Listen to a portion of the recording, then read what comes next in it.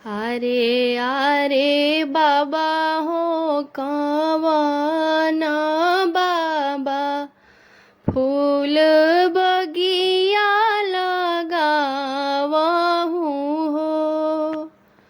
आरे आरे बाबा हो कवन बाबा फूल बगिया लगावहु हो।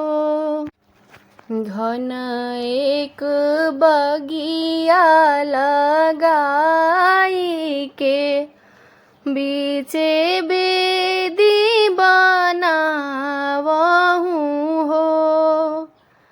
घन एक बगिया लगाई के बीचे बेदी बनावहु हो।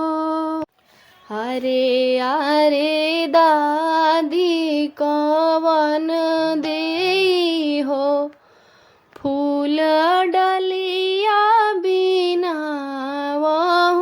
हो।